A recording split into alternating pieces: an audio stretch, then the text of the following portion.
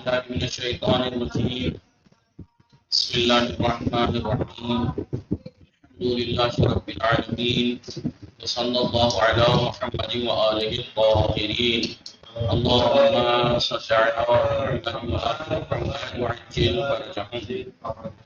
السلام علیکم ورحمۃ اللہ وبرکاتہ. خیریت سے آپ سب لوگ ٹھیک ہیں؟ علی اصغر، غلام علی، فرقان، چراغ، شارق. ہماری گفتگو کتاب سمدیہ موضوع علم نحو میں چل رہی تھی، جس کے ہم نے بتایا تھا سمدیہ میں شروع میں کہ اس میں 5 حدیقیں ہیں، 5 حدائق. الحدیقۃ الاولی فیما اردت تقدیما، ان چیزوں کے بارے میں اس کو مقدم کرنے کا میں نے ارادہ کیا، یعنی مقدمات کی باتوں کے بارے میں، علم نحو کی تعریف، موضوع، فائدہ، کلمہ، کلام وغیرہ. الحدیقۃ الثانیہ فیما یتعلق بالاسماء، اسماء سے متعلق تھا. الحدیقۃ الثالثہ فیما یتعلق بالافعال، وہ بھی پڑھ لیا ہم نے. اور الحدیقۃ الرابعہ فیما یتعلق بالجمل، جملہ اور شبہ جملہ کے بارے میں پڑھا. چوتھا آج ہم الحدیقۃ الخامسہ فی المفردات، یہ پڑھیں گے نا مفردات کے بارے میں. 5واں حدیقہ کس چیز کے بارے میں ہے؟ الحدیقۃ الخامسہ فی المفردات، مفردات کے بارے میں. مفردات سے مراد الحروف و شبہا، حروف اور حروف سے ریلیٹڈ جو چیزیں. یہ بات یاد رکھیے گا کہ حروف 2 طرح کے ہوتے ہیں، ایک ہوتے ہیں حروف مبانی، ایک ہوتے ہیں حروف معانی. حروف مبانی جیسے زید کے اندر زے یہ دال، زید لفظ زید کے اندر، کلمہ زید کے اندر زے یہ دال، یہ حروف مبانی کہلاتے ہیں. رجل میں رے جیم لام. لیکن علم نحو میں جو ہماری بحث ہوگی یہ مراد نہیں ہے، ہماری بحث ہوگی علم معانی سے، یعنی وہ حروف جی جو معنی دار ہیں، جیسے من ہے، فی ہے. ٹھیک ہے، آئیے. الحدیقۃ الخامسۃ فی المفردات، مفردات کے بارے میں ہے. ٹھیک ہے، یعنی مفردات سے مراد کیا ہے؟ الحروف وما یتضمن معناها من الاسماء والصفات، حروف کے بارے میں ہے اور ان چیزوں کے بارے میں ہے جن میں معنی حروف پائے جاتے ہیں. بعض اسم بھی تو ایسے ہیں جس میں حرف کے معنی پائے جاتے ہیں، بعض ظرف بھی تو ایسے ہیں جس میں حرف کے معنی پائے جاتے ہیں. مثلا من اسم ہے لیکن استفہام معنی پائے جاتے ہیں، حرف والے معنی. اسی چیز کے بارے میں پہلا ہی حرف یہاں پہ بیان کر رہا ہے الحمزہ. تو ایک حرف ہوتا ہے حمزہ، حروف معانی میں سے ایک ہوتا ہے حمزہ. اور یہ حمزہ کتنی چیزوں کے لیے آتا ہے؟ حمزہ 4 طرح کا انہوں نے گنایا ہے. ندا کے لیے آتا ہے، اور حمزہ مضارعہ کے بھی ہوتا ہے، اور حمزہ تسویہ کے لیے بھی ہوتا ہے. ٹھیک ہے، اور ایک حمزہ استفہامیہ ہوتا ہے. ہوگا 4 یا نہیں بھائی؟ حمزہ استفہامیہ، حمزہ مضارعہ، مضارع میں آتا ہے نہیں اضربو، ایک حمزہ استفہامیہ ہوتا ہے، ایک حمزہ تسویہ ہوتا ہے، ایک حمزہ ندائیہ ہوتا ہے. ٹھیک ہے، لیکن حمزہ تسویہ جو ہے وہ ایک طرح سے استفہامیہ ہی تو ہے. حمزہ تسویہ جو ہوتا ہے، حمزہ تسویہ جو ہوتا ہے ایک طرح سے کیا ہوتا ہے؟ یہ بولیے. مثلا سواء علیہم، ان کے لیے مثلا انذرتم ام لم تنذرہم، اسے حمزہ کیا ان کے لیے برابر ہے، یعنی آپ چاہے انہیں ڈرائیے چاہے نہ ڈرائیے ان کے لیے برابر ہے. تو یہ ایک طرح سے استفہامی ہوتا ہے.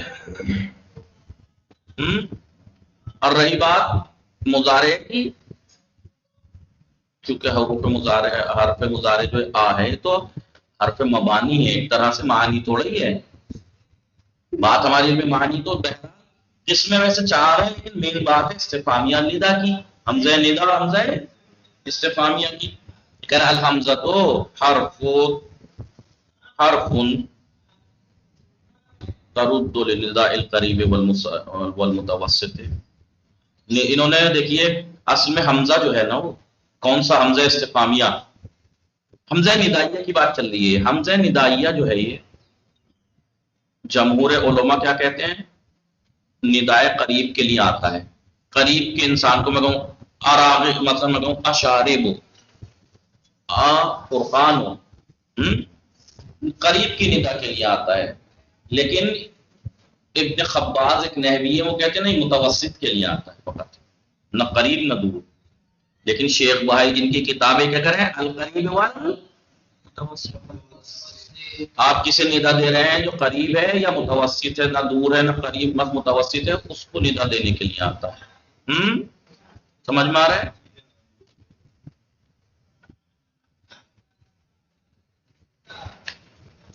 مضارع کے لیے بھی آتا ہے حمزہ. وللتسویہ، تسویہ یعنی مساوی ہونا ہے. وہیا حمزہ تسویہ کسے کہتے ہیں؟ لکھ لو وہیا یعنی حمزہ تسویہ الداخلۃ علی جملۃ فی محل المصدر. حمزہ تسویہ وہ حمزہ ہے کہ جو ایک جملے پر داخل ہوتا ہے جو جملہ محل مصدر میں ہوتا ہے، مقام مصدر میں. سواء علیہم انذرتہم، یا انذرتہم فعل ہے لیکن سواء علیہم انذارہم ہے نہیں، مصدر ہے نا انذارہم، ان کو ڈرانا نہ ڈرانا برابر ہے. ایک حمزہ ہو گیا حمزہ ندا وللاستفہام، دوسرا ہو گیا حمزہ مضارع، تیسرا ہو گیا حمزہ تسویہ، چوتھا ہے حمزہ استفہام. یہ اوپر عطف ہے حرف ترد للاستفہام. تو یہ استفہام سے جو ہے وہ طلب کیا جاتا ہے، فیطلب بہا، حمزہ استفہام سے طلب کیا جاتا ہے تصور اور تصدیق دونوں. یہ ہم تصور اور تصدیق کیا ہوتا ہے؟ استفہام دو طرح کا ہوتا ہے. جب آپ کسی سے سوال کر رہے ہیں وہ دو طرح کا، کبھی کبھی آپ تصور طلب کر رہے ہیں، کبھی تصدیق. استفہام تصوری کسے کہتے ہیں؟ اپنے حکم کو ہم جانتے ہیں لیکن یہ حکم کس پہ لگ رہا ہے وہ نہیں جانتے. مارنے کو جانتے ہیں، مارا کسی نے لیکن زید نے مارا، زید ضربہ ہے نہیں. اصل حکم کو تو جانتے ہیں لیکن لکھ لو استفہام دو طرح کا ہوتا ہے، استفہام تصوری، استفہام تصدیقی. استفہام تصوری میں کیا ہوتا ہے؟ اصل حکم کو تو ہم جانتے ہیں، مثلا مثال کے طور پر مدد کرنے کو جانتے ہیں کہ کسی نے مدد کی، لیکن متعلق کو نہیں جانتے کہ کون ہے. تو ہم کہیں گے زید النصر، زید نے مدد کی. لیکن استفہام تصدیقی کیا ہوتا ہے؟ اس میں اصلا حکم ہی کو نہیں جانتے.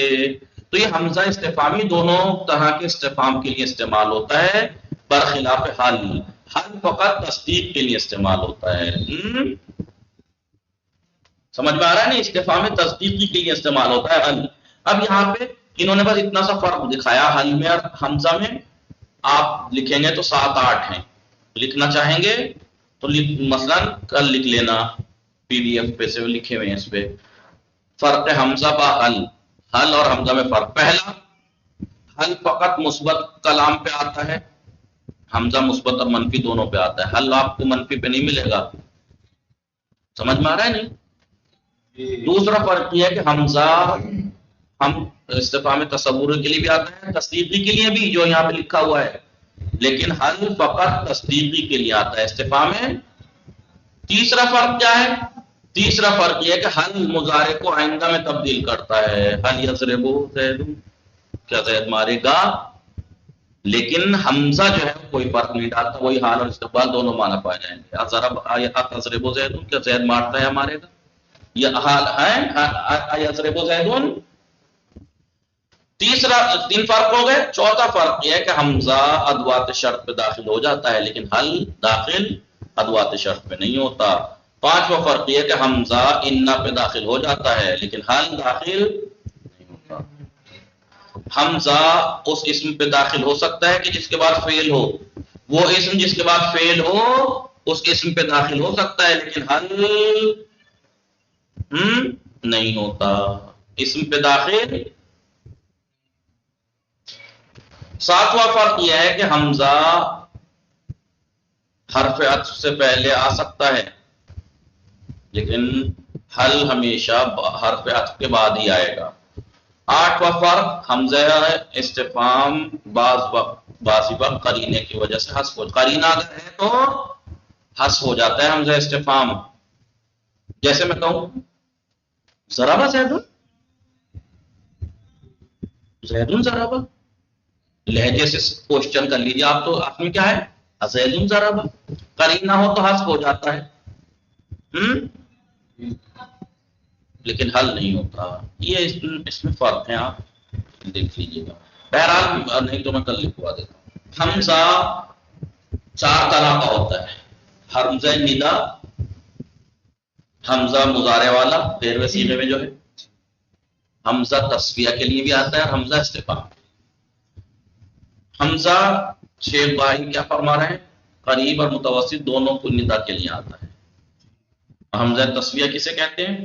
حمزہ تصفیہ وہ حمزہ ہے کہ جو ایک ایسے جملے پہ داخل ہوتا ہے جو مصدر میں، مقام مصدر میں ہوتا ہے. سواء علیہم انذرتہم یعنی انذارہم ام لم. اور حمزہ استفہام ایک حمزہ استفہام کے لیے آتا ہے، اور یہ استفہام طلب تصور یا تصدیق دونوں کے لیے آتا ہے. جیسے ازید فی الدار ام امرون، یہ تصوری ہے. یہاں پہ ازید آپ کو معلوم ہے گھر میں کوئی ہے، لیکن کیا زید گھر میں ہے یا امر گھر میں ہے؟ لیکن ٹھیک ہے، افدار کیا افدار زید ام فی السوق، یہاں پہ آپ کو معلوم ہے کہ زید ہے کہیں نہ کہیں، لیکن کیا گھر میں ہے یا بازار میں جی. لیکن حل اس کے جو ہے فقط اس سے تصور استفہام میں تصدیقی ہی کیا جا سکتا ہے. اس کے بعد آتا ہے ان.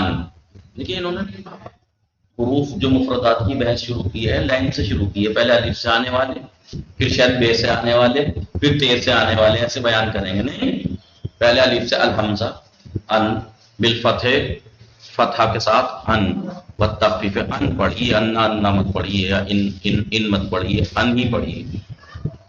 لا حول ولا قوت.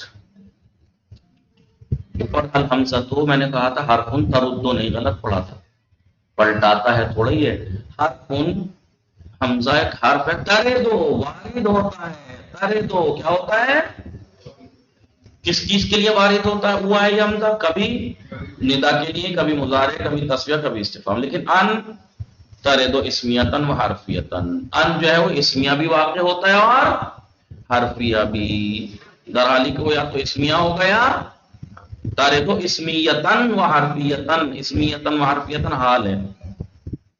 ان وارد ہوتا ہے در حالی کہ وہ اسمیہ بھی ہوتا ہے حرفیہ. فل اسمیہ تو ان جو اسمیہ ہے یا ضمیر المخاطب، وہ ضمیر مخاطب ہے. جیسے انتا انتما، دیکھیے دکھ رہا ہے نا، انتا میں ان دکھ رہا ہے، انتما میں ان دکھ رہا ہے. اس لیے کہ ماں بعد حرف الخطاب، بعد والا تو حرف خطاب ہے نا. تا تو خطاب کے لیے ہے نا. تما یعنی تم دونوں، ضمیر تو ضمیر ہے. ضمیر کیا ہے اس میں؟ ان ہے. ضمیر کیا ہے؟ اتفاق. اس بات میں اتفاق ہے کہ انتا انتما انتم میں ان ضمیر ہے. بعد والی جو تا تما ہے تم ہے، یہ کیا ہے؟ یہ بولیے بولیے حرف خطاب ہے.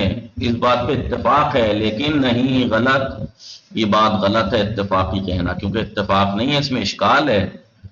اتفاقی نہیں ہے، تمام لوگ نہیں مانتے اس کو. بہت سے علماء نحویین وہ ہیں کہ جو پورے کو انتا انتم انتم کو پورے کو ضمیر مانتے ہیں. تو بعض ہیں جو ان کو ضمیر انہیں حرف خطاب مانتے ہیں. یہ اتفاقاً کہنا صحیح نہیں ہے.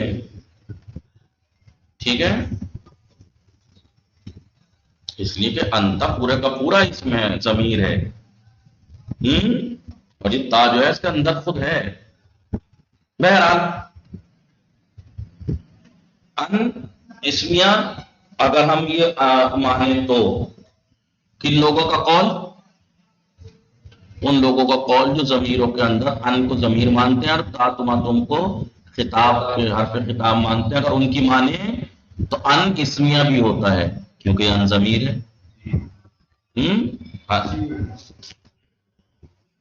اور ان حرفیہ بھی ہوتا ہے، اور وہ حرفیہ تو آپ جانتے ہیں. ان ترد ناصبۃ للمضارع، مضارع کو نصب ان یضربا، مضارع کو نصب، اور مخفف من الثقیلہ بھی واقع ہوا ہے. انا کو ان ہے علم ان سیکون منکم مرضی، اس میں تھا انا. مفسرتن ان مفسرہ بھی واقع ہوا ہے. بے ان قال ہوتا ہے نا تفسیر دینے کے لیے کوئی جملہ آیا ایسا ایسا ہوا بے انقال یعنی یہ کہا انہوں نے، لیکن مفسروں شرطھا التوسط بین الجملتین، شرط یہ ہے مفسرہ کے لیے کہ وہ دو جملوں کے درمیان واقع ہو، وَأَوَّلُهُمَا بِمَعْنَى الْقَوْلِ، ان میں پہلا جملہ قول کے معنی میں ہو، وَعَدَمَ دُخُولِ جَارٍ عَلَيْهَا، اور اس کو پر حرف جر داخل نہ ہو۔ ان مفسرہ کے لیے شرط ہے، یہ میں نے کہا بے ان قال حرف جر داخل کر کے کہا، غلط ہے۔ کیونکہ بے ان قال جب ہم کہیں گے بے ان قالا تو وہ حرف مصدری ہوگا ان، ان مفسرہ نہیں ہوگا۔ ان مفسرہ کے لیے شرط یہ ہے کہ وہ دو جملوں کے درمیان میں آئے اور ان میں جملوں میں پہلا والا جملہ قول کے معنی میں ہو اور اس پر ان مفسرہ کے اوپر حرف جر داخل نہ ہو، وزائدتاً، اور یہ زائدہ ہو، اور یہ کب ہوگا؟ تقع غالباً بعد لما القسم، لما کے بعد ہوتا ہے، لما زمانیہ و بین القسم و لو، قسم اور لو کے بیچ میں بھی یہ واقع ہوتا ہے۔ سمجھ میں آیا؟ آئیے جیسے مثال کے طور پر میں کہوں، انہوں نے کہا دو جملوں کے درمیان میں ہو، پہلا والا قول کے معنی میں اور حرف جر اس پہ داخل نہ ہو، جیسے وَأَوْحَيْنَا إِلَيْهِ، وَأَوْحَوْنَا إِلَيْهِ یعنی إِلَى النَّحْلِ، ہم نے نحل پہ وحی نازل کی، ایک جملہ ہو گیا نہیں؟ أَنِ اصْنَعِ الْفُلْكَ، اصنع الفلک یہ جملہ ہے نہیں، اصنع فعل امر، ٹھیک ہے، انت فاعل اور فول مفعول، یہ بھی جملہ ہے، اس کے بیچ میں ان آیا ہے نہیں؟ تو دیکھیے شرط پوری ہے، پہلا والا جملہ قول کے معنی میں ہے نا، ہم نے وحی نازل کی یعنی اس سے کہا ایک طرح سے، اور اس پہ حرف جر بھی داخل نہیں ہوا، تو یہ ہے ان مفسرہ۔ پھر انہوں نے یہ کہا کہ کب اور کہاں ہوتا ہے؟ زائدہ ہوتا ہے، وہ تقع غالباً بعد لما، لما کے بعد واقع ہوتا ہے یہ غالباً، ٹھیک ہے۔ وَلَمَّا أَن جَاءَتْ رُسُلُنَا لُوطًا سِیءَ بِهِمْ، لما ان جاءہا، ٹھیک، اور قسم اور لو کے بیچ میں بھی آتا ہے، قسم کے بیچ میں جیسے فَأُقْسِمُ أَن لَوْ الْتَقَيْنَا وَأَنْتُمْ لَكَانَ لَنَا يَوْمًا مِّنَ الشَّرْطِ مُظْلِمٌ، ٹھیک ہے جی۔ بہرحال یہ کائے کی ہے، ان اگر دیکھا جائے تو ایک ہی ہوتا ہے، یعنی حرفیہ، اسمیہ تو ان کے مطابق اگر ان کی بات مانے تب ہوگا اسمیہ کس کی؟ جو لوگ یہ کہتے ہیں کہ ضمیروں میں ان ضمیر ہے، تاتما تم یہ کیا ہے؟ حرف خطاب ہے، ان کی بات مانے تو سمجھیے ان ایک حرفیہ بھی ہوتا ہے، اسمیہ بھی ہوتا ہے، ایک حرفیہ بھی، کیونکہ ضمیر اسم ہوتا ہے۔ لیکن وہ لوگ جو پورے کے پورے کو ضمیر مانتے ہیں، انتا ضمیر ہے، اس میں ان تھوڑا ہی ضمیر ہے، پھر ان اسمیہ نہیں ہوگا۔ حرفیہ پہ اتفاق ہے کہ ان ایک حرفیہ بھی ہوتا ہے، ان اور حرفیہ جو ہوتا ہے ان وہ کئی طرح کا ہوتا ہے، ایک ناصب مضارع کو نصب دیتا ہے، ایک مشدد سے مخفف بھی ہوا ہوا ہوتا ہے ان، اور ایک ان تفسیریہ بھی ہوتا ہے۔ تین گنا دیے، باقی انشاءاللہ کل پڑھیں گے۔ وصلی اللہ علی محمد وآلہ الطاہرین، اللہم صل علی محمد وعجل فرجہ۔